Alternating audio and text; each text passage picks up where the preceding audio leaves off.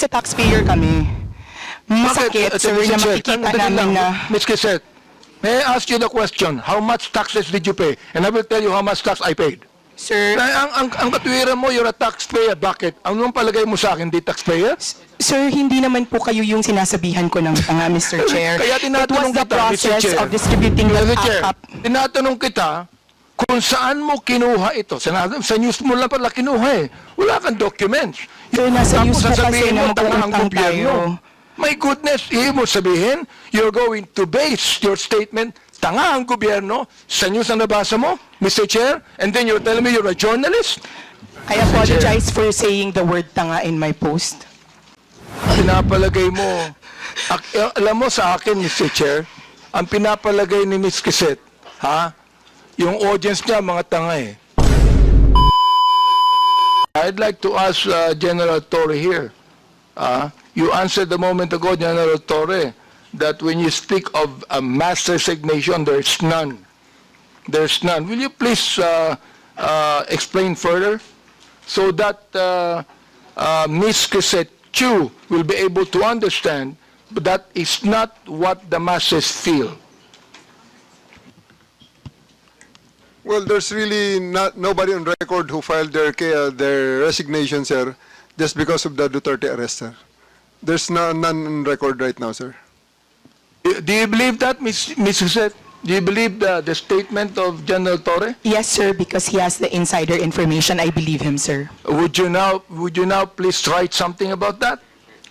Even if you do not apologize, would you now please write Yes, something sir, about if you that, wish, that you sir. believe, now, just a moment, that you believe that with the statement of General Torre. Would you please write that?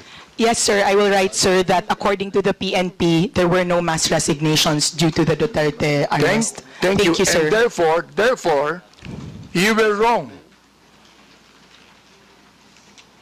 Yes or no? Yes, sir. Okay, thank you very much for admitting that again. All right, now, I would like to understand what you wrote also here, December 28, 2024.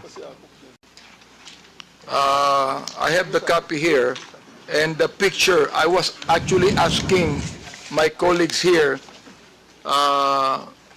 who is this lady in that picture, and I was told that this is the daughter of the former president.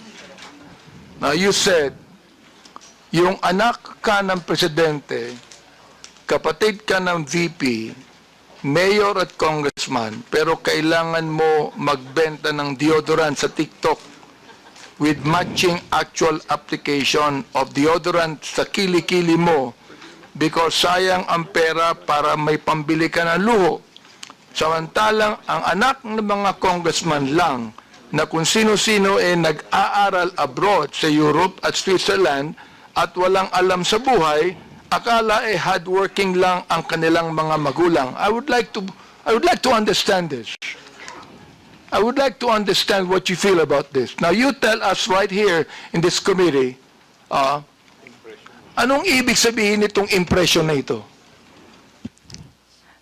Mr. Chair, respectfully, I would like to say that there are many congressmen whose children live lives that are far beyond what their salin of their parents have.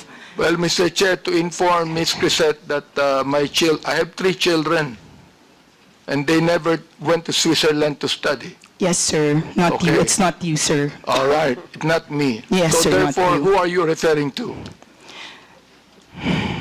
Sir, I would not... You give us names. Who are you referring to? You made a statement that there are a lot of congressmen.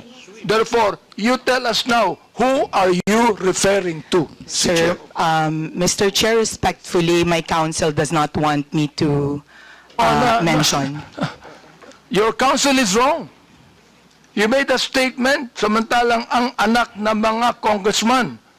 You made that statement, maraming congressman. So I'm asking you right now, Sino-sinong congressman yon na may mga anak na nag-aral sa Europe at Switzerland na walang alam sa buhay? Yun ang ibig sabihin nun. Yun ang impression mo, di ba? Alright, you tell us Chair. now. Because that is not only an impression, Mr. Chair.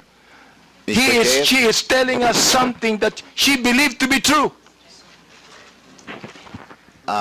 Your Honor, as counsel for resource person Mr. Chair. issue, Does the council have the right to speak in this committee? The council should wait for the chair to recognize you. Representative Bante first. Right, I'd like to find out. Because look, nung sinabi mo, ang mga anak ng congressman lang na kung sino-sino nag-aaral abroad sa Europe at Switzerland at walang alam sa buhay. That is not only writing what you feel. It is writing what you know.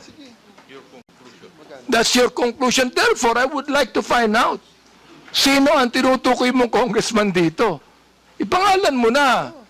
Oh, palagay ko walang congressman matatakot dito. Meron bang mali, Mr. Chair? Is there anything wrong with any congressman who can afford to let his children study in Europe and Switzerland? Is there anything wrong with that, Mr. Chair? Let me ask you, yes or no, is there anything wrong with that? Ms. Crisette, kindly answer the question. Mr. Chair, Mr. Chair, may I be allowed Would you allow the council? I will allow counsel to speak first after she answers. After she answers. Yeah, I asked you a question a moment ago, and your lawyer conferred with you. So I agreed with what your lawyer said. And your lawyer said that it's just a matter of oversight, and you're willing to apologize. So please do it now. Yes, sir. My lawyer and I talked, and my case is a matter of oversight. And I apologize, sir. Thank you. Mr. Chair, I'd like to manifest that it's the third time that Ms. Crisette apologized to this committee. Let me continue on. Ito, Romy, sinend ko po. On December 28, 2024, Ms. Crisette, Yes, sir. you said, in Tagalog, ang tanga ng gobyernong to, not just as leaders, but as human beings. Is that what you feel? Sir, I apologize. I do not know what happened on December 28 to make me angry. But if I wrote it that time You're apologizing. for not... No, sir, I mean, I do not know what situation on December 28. Let me and what the continue on. context. Let me Yes, sir. continue on. It says, ipapamudmud sa mga naka-braces na nagbabakasyon abroad ang AKAP money tapos utang ng 629 billion.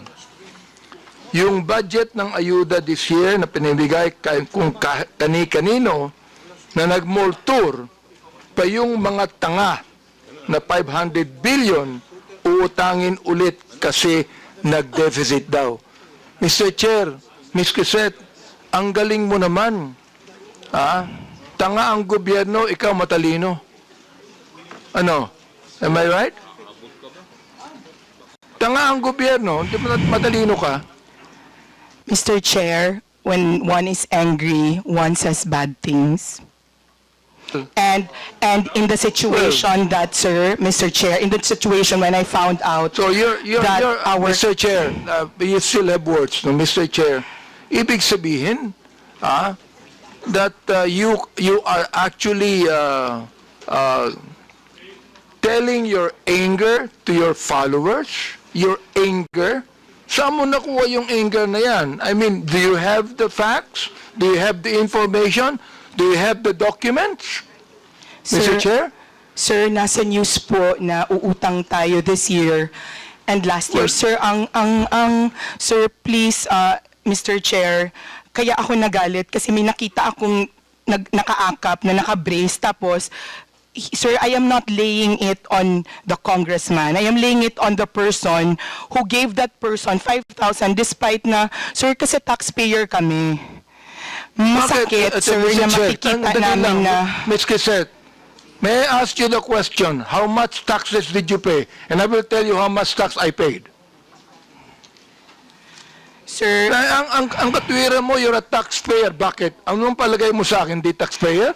sir, hindi naman po kayo yung sinasabihan ko ng tanga, Mr. Chair. Kaya tinatanong It was the kita, Mr. process Chair. of distributing the Mr. Chair, AKAP. tinatanong kita kung saan mo kinuha ito. Sa news mo lang pala kinuha eh. Wala kang documents. You cannot even tell me if you're telling facts or truth.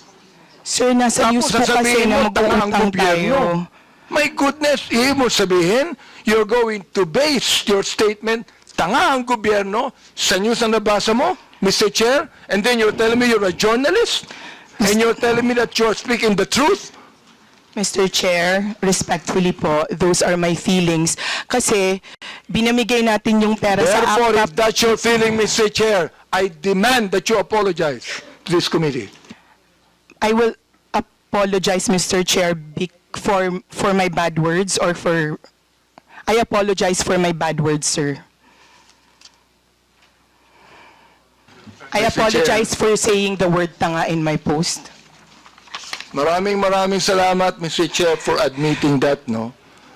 Siguro naman, makikita mo naman ang gobyerno, sasabihin mo mga tanga kami, siguro, pinapalagay mo, alam mo sa akin, Mr. Chair, ang pinapalagay ni Ms. Quezette, yung audience niya, mga tanga eh.